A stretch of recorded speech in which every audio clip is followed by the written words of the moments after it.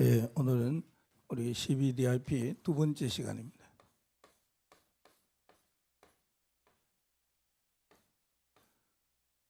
비전을 보라 그랬죠.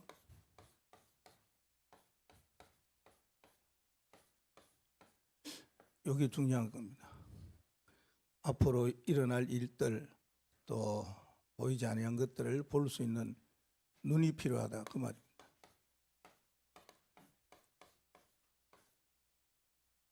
우리가 시대마다 못 보는 거 있어요.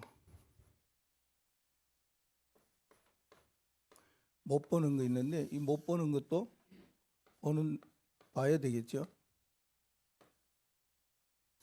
또 어떤 거 있어요?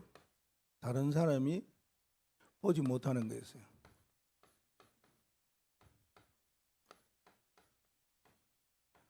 이것도 볼 수 있어야 되겠죠. 사람이 못 보는 거 봐야 되고 다른 사람이 못 보는 것까지도 우리가 봐야 되고 또 하나는 앞으로 일어날 미래에 대해서 미래를 보는 눈도 있어야 됩니다. 예, 오늘은 언론으로 먼저 말하면은 뭐가 필요하냐 이런 거 보려고 그러면은 일반 눈도 필요하겠지만은 그 이상의 영적인 눈이지요. 그걸 우리 보고 우리 뭐라 그래요? 영안이라 그럽니다. 네, 오늘 영안이 열리는 시간. 그래야 남이 보는 것도 보지만 못 보는 거, 알지 못하는 거, 미래도 볼 수 있다.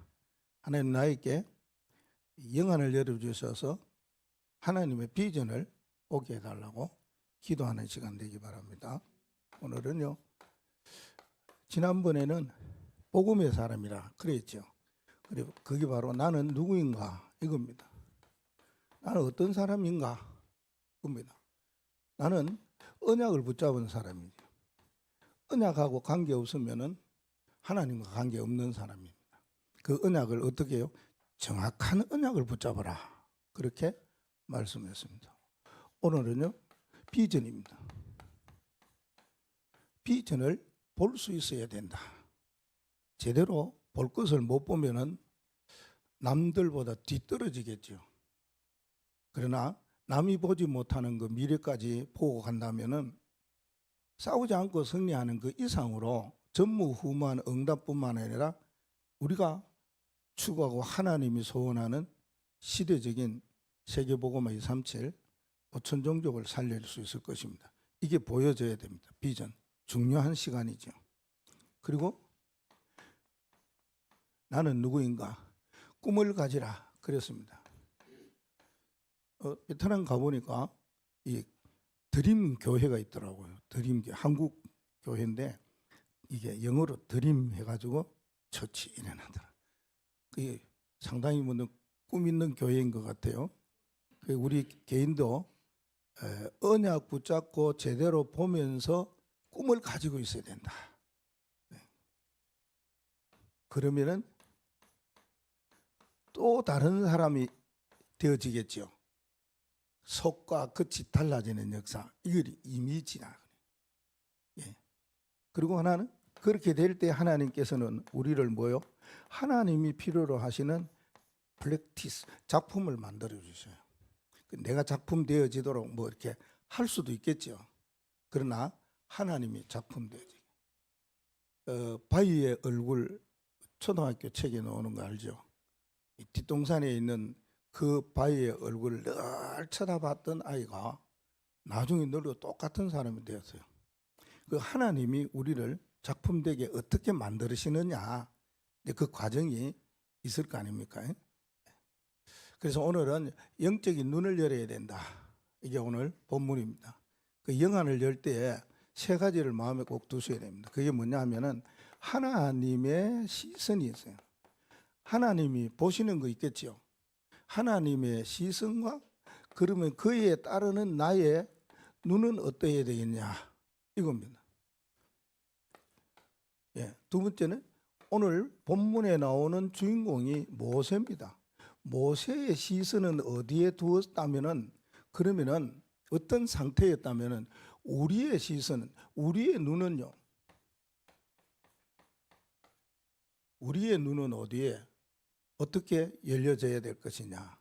마태복음 13장 13절에 보면 보아도 못 본 거예요. 14절에는요 분명히 보아야 되는데 못 깨닫는다 그 말입니다. 그래서 모세의 시선도 있지만은 앞으로 미래를 볼 줄 알아야 된다고 그랬어요. 그래서 미래의 시선이 있습니다. 미래의 시선은 보려면은 복음의 눈을 가져야 돼요. 그러면 우리가 어떤 결론을 내려야 될 것이냐는 겁니다. 하나님의 시선 어디에 있었느냐? 하나님은 모세를 부르셨습니다. 이게 그냥 단순하게 모세를 부르신 것이 아니다 하는 겁니다. 뭐 하셨느냐? 하나님이 작정을 하셨어요. 어떻게 해요? 우리를 부르신 것과 똑같이 해요. 영세전에 작정을 하셨어요. 창세전에 모세를 부르고 우리를 부르겠다 작정을 하셨어요. 그리고 태중에 짓기 전에, 나오기 전에 하나님이 벌써 모세를 부르고 우리를 부르실 것을 뭐 하셨다고요? 작정을 하셨다 그 말입니다. 그러면 하나님이 사람을 부르실 때에 뭔가 사명을 주고 일을 하게 하기 위해서 부르신 거 아니겠습니까? 그러면은 언제 하나님이 모세를 부르셨냐? 어떨 때에 이 언약을 붙잡았어요. 출애굽기 2장 1절에서 10절에 이 언약 붙잡은 자를 하나님 부르십니다. 왜요? 하나님 쓰시려고. 그래서 하나님은 언약을 주지요. 그 요게벳이 그 사실을 잘 깨달았다는 겁니다. 그래서 언약을 어릴 적부터 가르쳤습니다. 그래서 나중에 분명히 하나님이 이 애굽을 나오게 하시고 이끌어 가실 것인데 거기에 내 아들이 쓰일 수 있었으면 좋겠다. 그런 마음도 있었겠죠. 저는 여러분이나 자녀를 위한 기도는 쉼없이 하잖아요. 강구의 목사님, 교회, 본부, 국가를 위해서 기도하라는데 기도하셨죠. 그 이상으로 기도하는 게 누구? 자식을 위해 기도한다 그 말입니다. 기도 안 한다는 게 아니고 그 이상으로 기도하는 게 그거예요. 그 언약을 꼭 붙잡고 있는 사람 하나님 부르십니다. 시대를 막론하고요. 이거는 뭐 사람이 가지고 안 가지고 배우고 안 배우고 문제가 아닙니다. 언약은 그 차원과 다르거든요. 남들이 모르는 거라요. 남들이 못 보는 거라요. 그걸 갖고 있는 모세를 하나님이 부르셨다 그 말입니다. 그 다음에요 하나님의 산에 있었습니다. 원래 성경에 보면 뭐 호렙산 이러잖아요. 근데 오늘 성경 1절에 보면은 뭐라 그랬습니까? 하나님의 산 호렙이라 이래놨습니다. 우리는 보통 호렙산 뭐 감람산 이런데 여기 중요한 거는 뭘 말합니까? 모세가 하나님의 바운더리에 있었다 그 말입니다. 하나님의 산에 거기에 양치고 있었다. 이게 중요한 겁니다. 우리가 지금 어디에 있느냐는 겁니다. 어떤 배경으로 살아가느냐는 겁니다. 누구를 등지고 살아가느냐는 겁니다. 어느 안에 내가 있느냐는 겁니다. 그래서 우리는 그리스도 안에 바울이 그렇게 강조한 이유가 그거잖아요. 하나님의 산 호렙이라 이랬습니다. 모세가 활동하고 양을 치고 먹이고 일한 곳이 호렙산이었어요. 호렙산이란 말은 하나님이 거기에 임재하시고 하나님이 거기에 늘 보시고 하나님이 거기에 늘 관심을 가지시고 하나님의 시선이 호렙산에 있다는 말입니다. 그래서 하나님의 산 그 있을 때에 모세를 하나님이 부르셨던 것 우리가 기억해야 됩니다. 내가 어떨 때에 하나님이 부르시겠느냐 그 말입니다. 내가 뭐 하고 있을 때 하나님 부르시겠느냐. 하나님의 바운다리 하나님의 그 배경 백그라운드 거기에 있어야 된다 그 말이거든. 그리고요 떨기나무 불꽃이에요. 이게 이제 3장 2절에서 3절 4절 말씀까지 나오죠. 떨기나무 불이 붙는 것을 모세가 보고요 다가가니까요 근데 나무가 타지를 않는 거예요. 그때에 하나님이 모세가 다가오는 것을 보시고 가서 뭐라고 했습니까? 모세야, 모세야 부르신 겁니다. 네가 선 곳은 거룩한 땅이니 신발을 벗어라. 내가 네게 할 말이 있고 네게 사명을 줄 것이다. 그 말씀이거든요. 그럽니다. 하나님이 모세를 부르신 것은 우리를 부르실 때와 똑같은 작정을 하셨다는 거예요. 하나님의 시선이 지금 어디 있느냐? 나의 시선과 하나님의 시선이 지금 맞추고 있느냐? 이거 우리가 붙잡아야 됩니다. 거기에 뭐가 돼요? 영안이 열려야 된다. 그 말입니다. 두 번째는 하나님은 자기 백성들이 있어요. 자기 백성을 뭐 하냐면은 우리 초등학교는 뭡니까? 오후에 보면 그런 교사들을 보고 돌보미 교사라 합니까? 하나님께서는 자기 백성을 돌봐 주셨어요. 뭐 어떻게 해요? 세상 속에 있는 자기 백성. 이거 말하면 뭐냐면 애굽 나라 속에 있는 자기 백성을 하나님은 보셨다. 하나님의 시선이 애굽 나라에 노예 생활하고 있는 이스라엘 백성들, 자기 백성을 보았다. 그 말입니다. 우리가 지금 하나님의 시선이 우리에게 어떻게 행하고 있느냐 그 말입니다. 그럼 이스라엘 백성들이 애굽에서 뭐 했다고 그랬습니까? 여기 몇 가지 나오죠. 7절과 9절과 4장 31절 말씀해 보면은 자기 백성 이스라엘 백성들이 굉장히 고통과 근심 속에 있었다. 그렇게 말합니다. 얼마나 마음이 저리고 아픕니까? 그리고 9절 말씀해 보면은 그렇게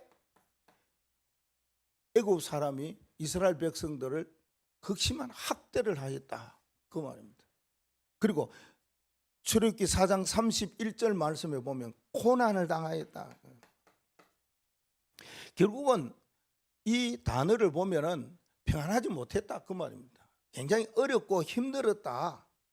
그래요. 하나님은 그러면 평안한 사람은 안 돌보시느냐? 아닙니다. 그건 응답을 받은 사람이기 때문에 그렇죠. 어디에서요? 이런 가운데서 응답받아 평안해.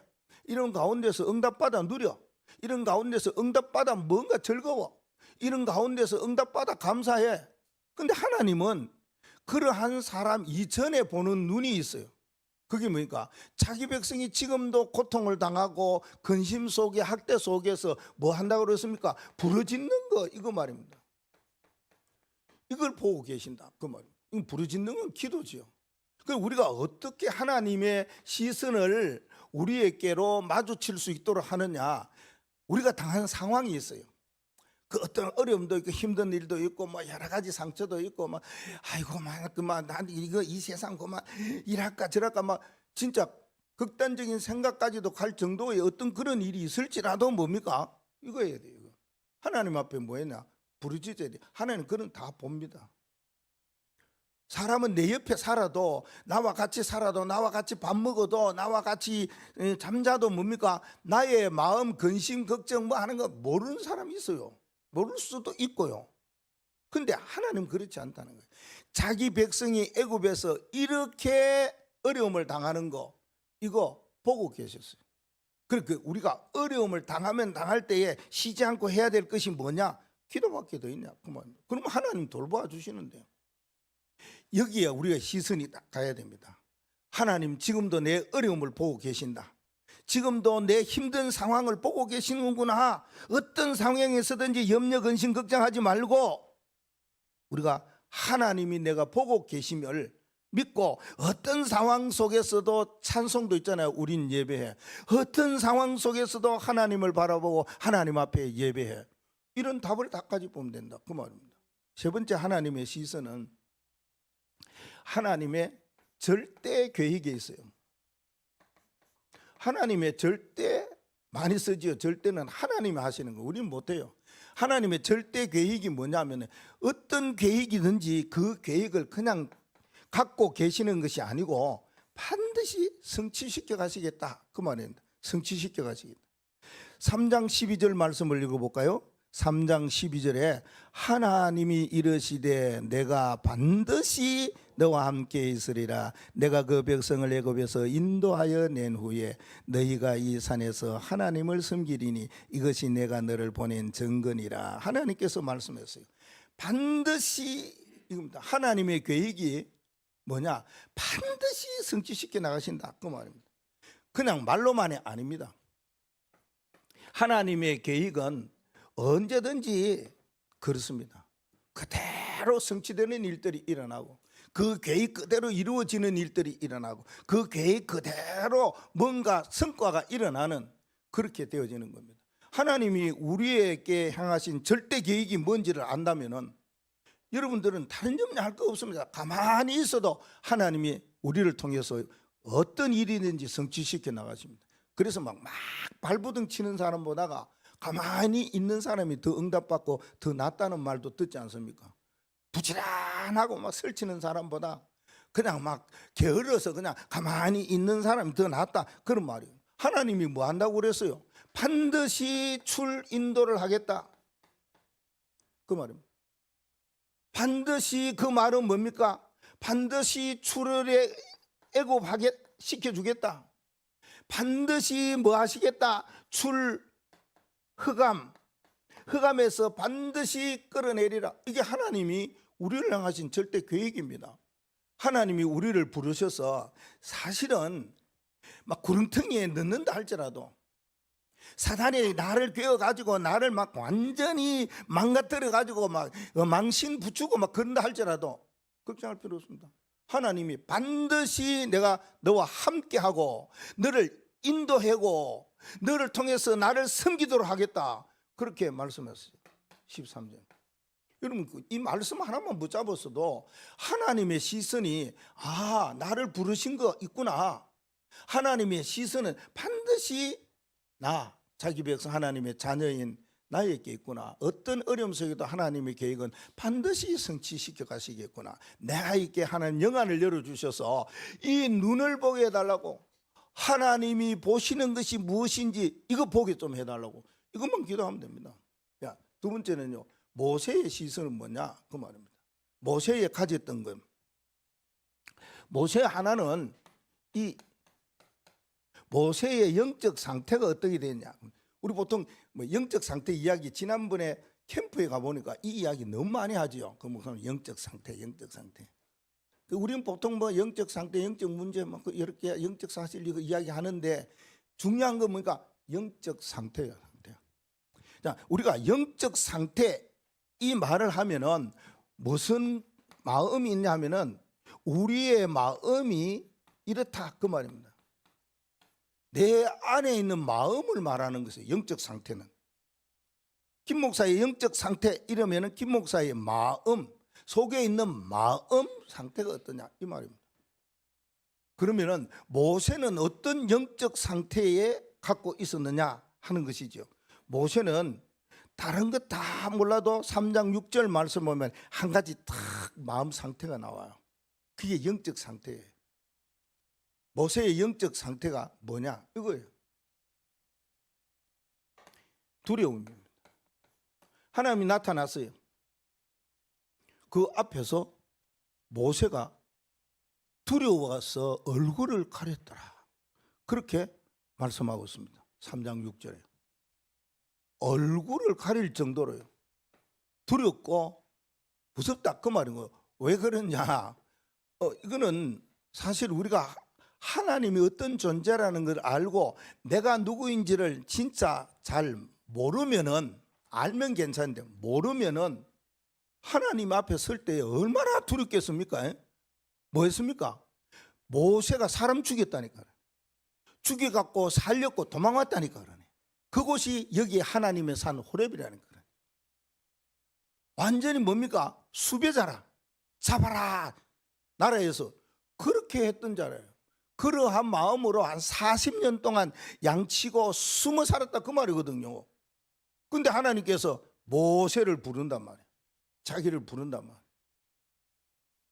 아니 떨기나무에 불이 붙어가 안 꺼지길래 나무도 안 타길래 가보니까 막 신기하고 해서 갔더니 하나님이라. 그 하나님이 자기를 불러. 그때의 모세의 영적 상태입니다. 여러분은 어떻게 하세요? 진짜 그렇죠. 근데 한 가지 포럼이나 숙제나 보면은 모세가 모세오경을 썼잖아요. 대단하잖아요. 우리 막 그렇게 이야기하잖아요. 그런데 모세가 하나님을 칭할 때 너희 조상 누구요? 아브라함의 하나님, 이삭의 하나님, 야곱의 하나님. 한 사람 어디가 뿌리 없어요? 한 사람 어디 갔어요? 요셉의 하나님 어디 갔어요? 말 안 합니다. 성경 쫙 읽어보세요. 세 사람의 하나님은 모세가 이야기하는데 요셉의 하나님을 말하지 않습니다. 우리는 렘넌트 7명의 첫 번째 요셉 이야기하잖아요. 그런데 왜 모세는 성경을 그렇게 기록하고 귀한 사람인데 언약을 어릴 적부터 알아갔는데 왜 요셉의 하나님은 이야기 안 했냐 말이에요. 여러분 뭐 궁금한 거 없습니까? 살펴보시기 바랍니다. 창세기 44장에 나올 겁니다. 어쨌든 모세의 영적 상태가 하나님을 만나니까 내 상태가 그러니까 막 두렵고 떨리고 막 무서운 거예요. 그렇겠지요. 그런데 나오는 게 뭡니까? 여기 두려움에서 나오는 것이 출애굽기 3장 11절 말씀에 불평하는 겁니다. 나오는 게 이제 영적 상태에서 나오는 게 불평입니다. 3장 11절 말씀이 뭐냐면은 내가 누구에게 바로에게 갑니까? 이스라엘 내가 왜 인도해야 합니까? 이렇게 막 불평합니다. 하나님 하시라고 하라 이러면은 네 자기 주제가 어떤 주제입니까? 지금 죄인으로서 사람 죽이고 겨우 막 숨어 살았던 주제에 하나님이 이 말씀하시면 네 잘 수행하겠습니다. 네 알겠습니다. 이러는데 원 불평할 게 그리 많습니까? 그죠?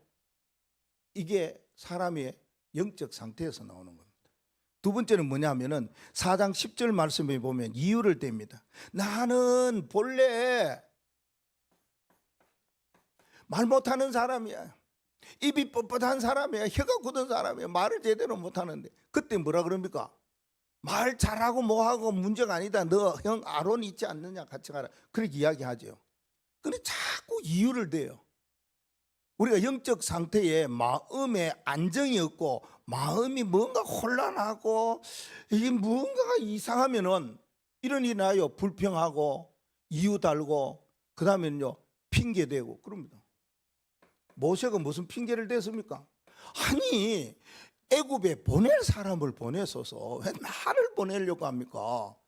보낼 사람이 있을 것인데 그 태어나 같은 사람을 왜 보내려고 합니까? 이게 모세의 영적 상태였다는 것입니다. 그러면요 우리의 눈은 뭘 봐야 됩니까? 지금 나의 영적 상태가 이럴 때 내 안에 누구냐? 나는 누구인가? 이걸 확인해야 돼요. 정체성을 확인해야 돼요. 뭔가 여러분들이 두려우면 이거는 흑암과 사단이 주는 거거든요. 그럴 때에 나는 하나님 자녀야. 어떤 일이 앞에 서도 말이에요. 어떤 사람은 소심한 사람이 있고 어떤 사람은 담대한 사람이었어요. 우리 아들 중에 아들은 좀 담대해요. 뭔가 할 때. 근데 우리 딸은 여자분보다 좀 소심한 어떤 성격이 있어요. 그 남자든 여자든 뭐 그래서 그런 게 아니고 성격상으로 그런 사람이 있다니까 그러네. 두려워가지고 쩔쩔 매는 사람이 있고 두려움도 대차게 막 알고 나가는 사람이 있다니까요. 그래 돼야 돼요. 원래 하나님이 우리 안에 계시지 않습니까? 우리의 영적 상태를 자꾸 이야기할 때 우리의 겉으로 못난 거 내 사람 죽였어. 나 도망왔어. 나 이런 사람이야.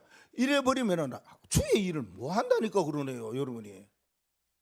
하나님이 여러분을 부르셔서 하나님의 절대 계획을 가지고 일을 하시겠다는데 자꾸만 뭡니까? 불평하고 이유대고 징계 핑계대고 그럴 필요는 전혀 없습니다. 그거는 사단이 하는 거예요. 나의 영적 상태가 잘못돼서 일어나는 일들이 이런 것이다 그 말입니다. 두 번째는요 영적 사실입니다.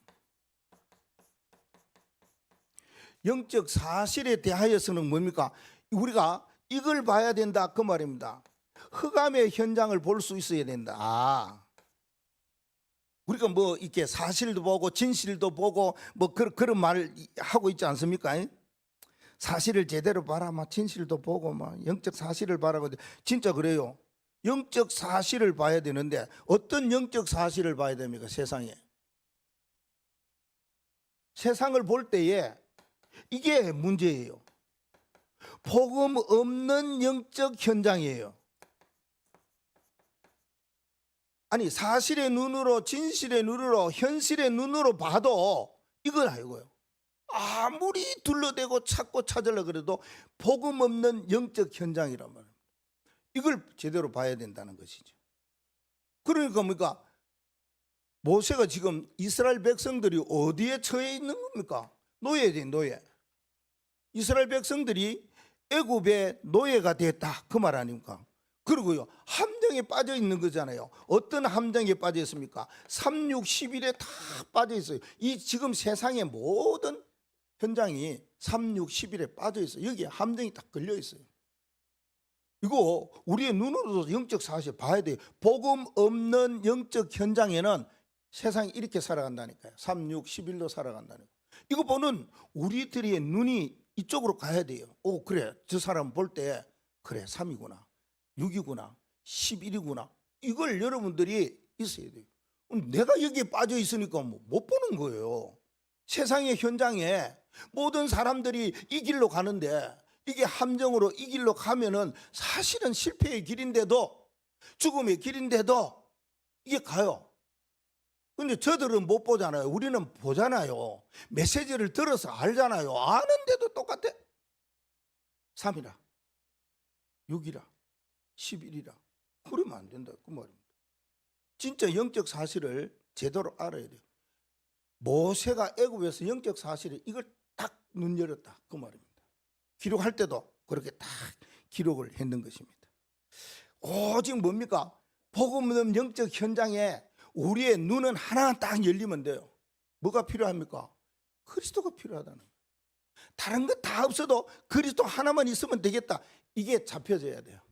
세상을 볼 때에 3, 6, 11을 볼 때에 그게 틀린 것이 아니고 나쁜 것이 아닌데 필요로 한 것인데, 그래도 거기에 뭔가 그리스도, 이것이 더 필요하다, 이게 잡혀져야 돼요. 우리의 눈에는.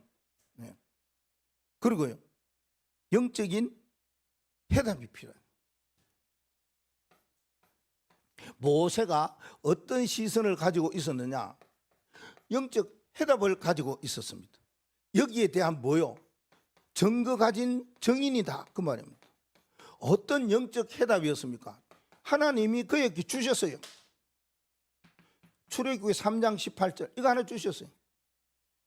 뭘 주셨습니까? 사흘길에 가서 희생 예배를 드리라, 그럽니다. 피제사라는 성경은 아니고 희생, 그렇게 말합니다. 그렇죠? 그리고 또 제사, 지금 성경에는 제사, 전에 성경에는 희생, 그 속에 어린 양을 드려야 될 거 아닙니까? 희생을 드리려 그러면, 제사를 드리려면 그냥 아니고 어린 양이라는 것이 포함되어 있지. 성경은 없어요. 그래서 어린 양 예수 그리스도, 이게 답이었어요. 사흘 길정 가서 하나님 앞에 희생을 드리는 거, 이걸 계속 몇 번 이야기합니다. 그요 5장 3절에도 말하고 8장 15절에 25절에서 27절에도 말하고 똑같은 말을 바울이 바로왕에게 가갖고 이야기하는 거예요. 이런 영적인 문제는 이것밖에 답이 없다, 그 말을 하고 있다, 그 말입니다. 이것만 주면 우리가 있으면 안 돼요. 진짜 출애굽기 3장 18절 이거 있으면 돼. 하나님의 어린 양으로 하나님 앞에 제사하고 어린 양 잡아서 하나님 앞에 희생 드리고, 이걸 이런 붙잡고 있어야 된다, 그 말입니다. 우리가 하나님 앞에 예배하는 것도 이 언약 붙잡고 예배해야 된다, 그 말씀 아닙니까? 그래서 뭐니까 해답은 이런 영적인 데 대하여서 답을 주기가 쉽습니다. 어렵지 않아요. 너무 쉬워요. 왜요? 내게 있는 것 주니까, 내가 가지고 있는 것 주니까. 그래서 베드로가 안전병에게 내게 있는 건 내게 주노니, 이런 말합니다. 필립이 사마리아 지역에 가서 여러 가지 문둥, 정신병, 이렇게 병든 자들, 질병한 자들에게 그리스도를 일심으로 전한 거예요. 그거밖에 없다, 그 말입니다. 지금도요 문제가 있어요. 어떤 문제냐? 교회 안에는 그리스도 없는 그리스도인이 많아요. 교회 밖에는요, 그리스도 모르는 그리스도인이 많아요. 종교인들 보면 그리스도 몰라요. 근데요, 자칭 보면 나도 신자다, 나도 그리스도인다 이렇게 이야기하잖아요. 지난 기도 수첩에 보면 그리스도 없는 그리스도인 메시지 받으셨죠? 기도 수첩에 나오잖아요. 그런 그 많다. 그리스도를 배척하는 그리스도인도 있어요. 무시하고 배척하는 유대인과 같은 바리새교 있다는 거예요. 근데 우리는 딱 하나만 있으면 돼요. 어린 양의 피, 그리스도 이것만 있으면 된다니까요. 이게 정확한 영적 해답이다 그 말입니다. 우리는 복음 가진 그리스도이시잖아요. 그리스도를 알고 믿고 영접한 그리스도인이에요. 그냥 그리스도인이 아니라는 거 그러네요. 여러분이 그냥 그리스도라 그게 아니잖아요. 사도행전 11장 26절의 말씀에 보면 안디옥 교회에 비로소 그리스도인이라 그래요. 비로소 그리스도인이라 그래요. 비로소는 뭐예요? 뭐 그냥 그리스도인이라 그러면 되지. 비로소 그리스도인이라 그러면 여러분 한번 찾아봤습니까? 그것도 하나의 연구입니다. 한번 찾아보시고 왜 바울이 그렇게 비로소 그리스도인이라고 그렇게 했나 그 말입니다. 그게요 이유가 있어요. 다 하나님께서 주시는 말씀 가운데 그 의미가 있습니다. 지금까지 쭉 왔는데 이제야 그리스도인이라 전혀 없어서 그런 말 전혀 없어서 이제야 그리스도인이라 그 말. 때가 딱 참에 우리가 뭐 성경에 보면 그런 단어들 많아요. 때가 딱 시간표가 딱 돼갖고 그런 어떤 의미가 그 속에 있어요. 비로소 그리스도인이라. 우리는 우리의 눈은 뭐가 필요합니까? 내 안에 있는 그리스도, 내 안에 내재해 있는 그리스도, 내 안에 내주해 있는 그리스도, 나를 인도하시는 그리스도, 나를 통해서 역사하시는 그리스도, 이거 알아야 돼요. 우리의 눈이 모세가 붙잡는 본 시선에 우리의 시선이 딱 맞닥뜨려져야 된다. 그리고 미래의 시선이 있습니다. 미래에 되어질 일들을 말하는 거 아닙니까? 미래를 볼 줄 알아야 된다고 말씀도 했지 않습니까? 그러면은 미래의 시작은 어떻게 되어져야 되겠는가? 복음의 시작. 미래의 시작이 어디에 있어요? 복음이에요. 복음의 시작이 어디에 있었느냐? 그 말입니다. 다른 데 없고 오직 그리스도의 비밀이 있어요. 복음. 나중에 언제 기회 있으면 이야기합니다. 그리스도 복음이 무엇이냐? 복음은 우리가 뭐 이렇게 기쁜 소식이라 그러는데 도대체 그 기쁜 소식이 나의 복음은 뭐냐? 이렇게 여러 가지가 많이 있는데 복음의 시작이 그리스도의 비밀이거든요. 이게 예수님께서 제자들에게 질문한 내용이 아닙니까? 그러면서 뭡니까? 내가 그리스도라는 거 절대 말하지 말라 이 말씀하거든요. 그리스도에 대한 비밀입니다. 그래서 그분이 뭐라고 그럽니까? 모든 것 다 끝냈다고 자꾸 말씀하시는 이유가 여기 있습니다. 그런데 그분이 우리 안에 왔는데 우리는 다 끝나나? 절대 다 못 끝납니다. 바울도 다 못 끝냈어요. 안 끝내져요. 그래서 뭡니까? 계속해서 하나님을 바라보고 성령의 인도 따라서 보좌의 축복 속에 기도를 계속 해야 된다. 그 말입니다. 끝까지 해야 되는 건 기도 아닙니까? 그리고요. 이 놀라운 사실을 베드로는 이야기했어요. 왕 제사장 선지자. 이분의 목사 고시 설교 제목 본문이 이거예요. 자, 복음의 시작이 그리스도의 비밀이다 그 말입니다. 여기에 우리가 눈이 열려야 돼요. 그러면은 두 번째는 복음의 결론은 뭡니까? 복음의 결론은 주님께서 40일 동안 계속 하신 말씀이 있어요. 그게 뭐요? 하나님의 나라와 그 일 이겁니다. 그래서 뭡니까? 계속 우리 주님께서 하시는 말씀이에요. 부활하셔서 하신 말씀이 이거였다 그 말입니다. 바울도 이 말씀에 대하여서 석 달 동안이나 에베소 도란노에서 이야기했습니다. 도란노 서원에서. 다른 이야기 안 하고. 그래서 사도행전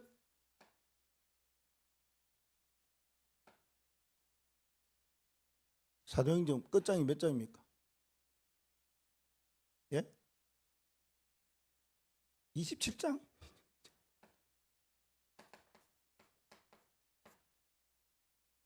사도행전 끝장이 몇 장이라고요? 8장. 갑자기. 28장 30절과 31절 말씀에 바울이 로마에서 2년 동안에 한 것이 있어요. 그 뭐냐? 하나님의 나라에 관한 것과 그리스도로에게 말하는 거. 그걸요 담대하게 거침없이 말하더라. 그래 말합니다. 예.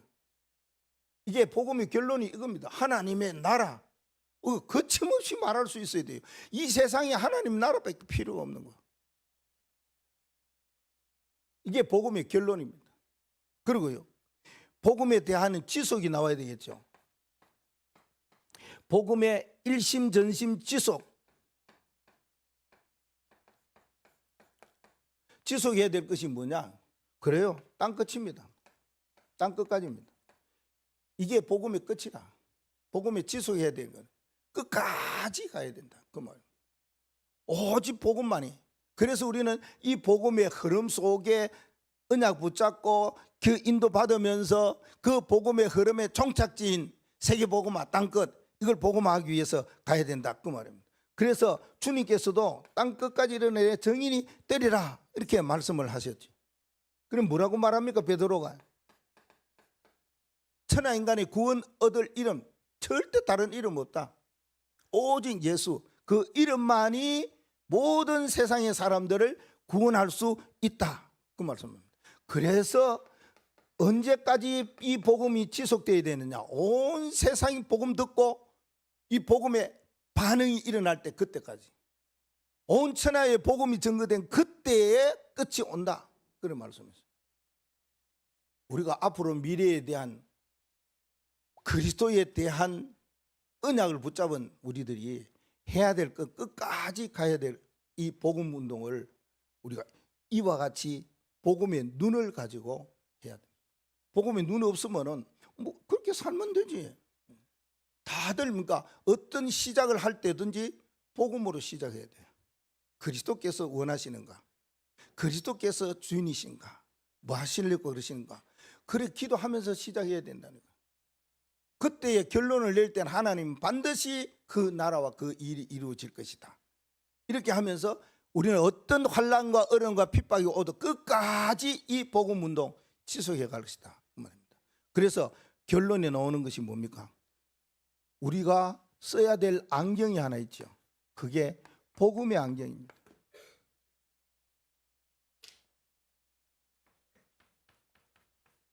복음의 안경. 요새 시대가 참 좋아요. 과학도 좋고 이래가지고 그냥 다초점 렌즈 끼면은 멀리 거 가까운 거 다 보여요. 전에는 가까운 거 안 보여가지고 우리 어른 보면 돋보기 안경 여기에다 하나 더 끼고 이래 보거든요. 근데 요새는 다초점이 있어갖고요.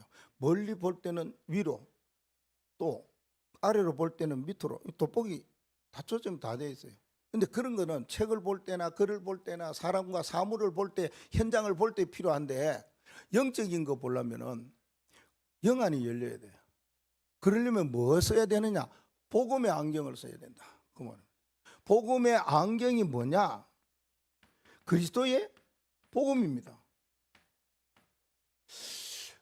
이거 그냥 단순하게 그리스도의 복음 이 말이 아니다. 그 말입니다. 이 그리스도의 복음을 첫 번째 만났을 때에 여러분들이 어떠했느냐 하는 겁니다.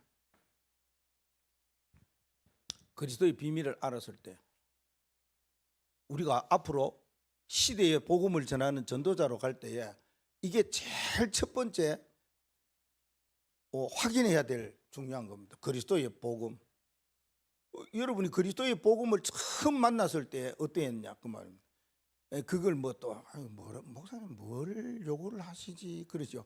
그리스도의 복음을 처음 만났을 때에 그 우리가 말하는 영적 상태는 어땠느냐 그 말입니다. 막 두렵고 떨렸습니까? 예를 들어서 여러분 그리스도 복음을 만나고 첫 번째 딱 이게 내게 하나님의 은혜로 닿았을 때에, 그렇죠? 하나님은 은혜잖아요. 아니면 뭐 다른 어떤 것도 표현이 안 되잖아요. 근데 그리스도를 듣고 말씀을 통해 가지고 이것이 복음이라는 그 사실을 들었을 때에 나에게는 뭐요? 뭔가 하나님이 은혜를 주셨단 말이에요.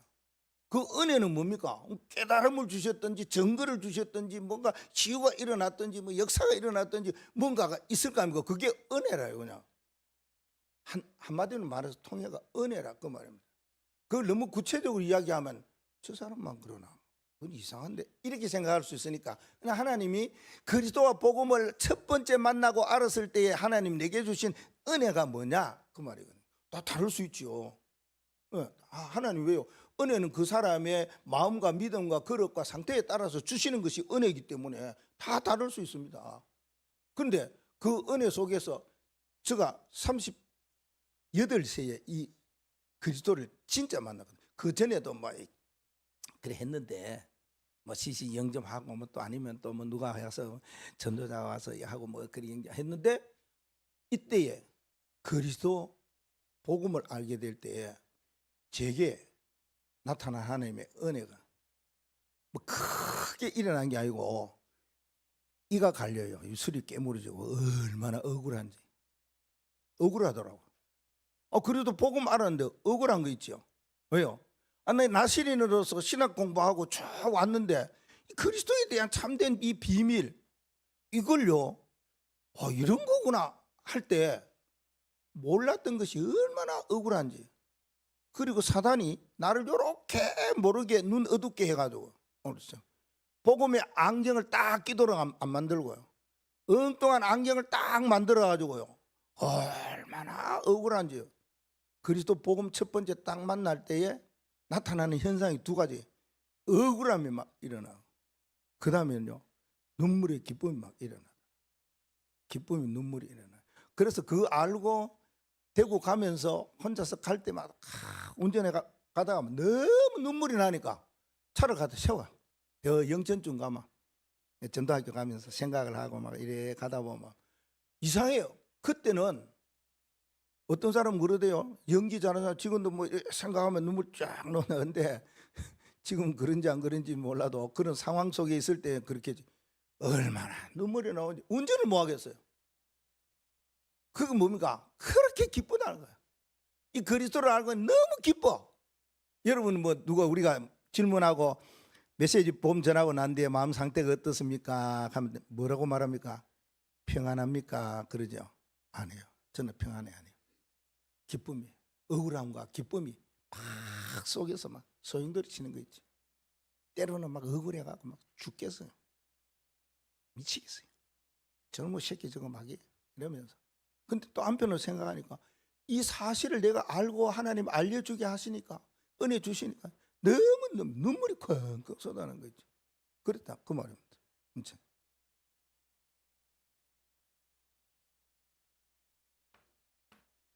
복음의 안경을 쓰면은 그렇다 그 말입니다. 두 번째는요, 이 억울함과 눈물의 기쁨이 과연 바울이 이야기했던 것처럼 우리가 나의 복음 도대체 뭘까? 이게 나오잖아요. 나의 복음이 뭐냐? 그래서 저는 그렇게 고백을 했어요. 예수가 그리스도였어. 그래서 내 모든 죄 문제 끝내주셨어. 이게 나의 복음입니다. 내가 복음에 대하여서 억울함과 기쁨이 같이 공존하는 가운데에서 내가 결론 내리고 고백할 때 예수는 그리스도, 이 말은 내 모든 죄를 그리스도가 되신다. 이 말은 내 가는 모든 삶의 길을 책임지시고 인도하신다. 이 그리스도가 나의 주인 되셨다는 이 말은 나를 미혹하고 어렵게 만드는 사단의 세력을 깨뜨리셨다. 이 고백을 합니다. 그래서요, 예수가 그리스도이시고 그리스도가 그리스도이시고 그 그리스도가 주인이시네.